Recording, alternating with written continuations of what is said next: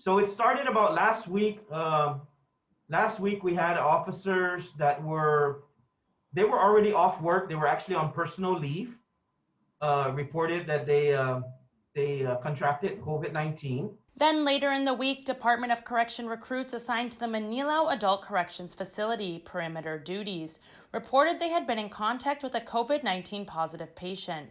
That's according to DOC spokesperson Major Antone Aguon, who says a total of 5 recruits tested positive and were immediately secured from duty. Through DOC contact tracing, more officers were then determined as close contacts and tested positive for the virus, explains Aguon. And we had other officers that had come in contact with the officers that tested positive, and so we started sending them home. And a few of them, eventually a few days later, developed some symptoms, and they got tested and they were positive. So it just kind of kept getting more and more officers as the week went on. A total of 6 DOC officers have since tested positive for COVID-19, with an additional 19 determined as close contacts, who are all on home quarantine for 14 days. 3 of the officers were already on leave when they contracted COVID, so they weren't on the compound. They were already on leave, and the other 3, I believe, they are from our special operations response team. With nearly 30 DOC personnel off duty, Major Aguon says they have made a few adjustments to operations, but haven't experienced a major impact. We're gonna, again, get through this, and we expect some of the officers that are in quarantine to start heading back next week.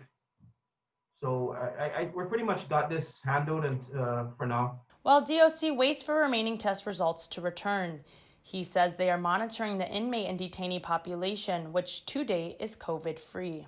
With one of the officers that tested positive,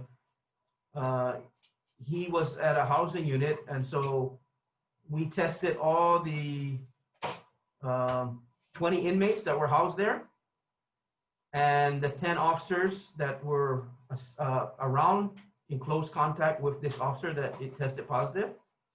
That was done this past Sunday, the 25th. And all the results from that testing came back negative. Aguon adds the department is in communication with public health should they need to conduct testing at both facilities again. We're still holding strong. We're just going to continue to do our best to ensure that it doesn't get into our population, and that we remind the staff to, wear your mask, and, when you're get off duty,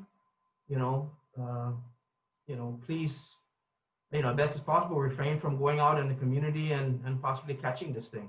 Reporting for Guam's News Network, I'm Adriana Cotero.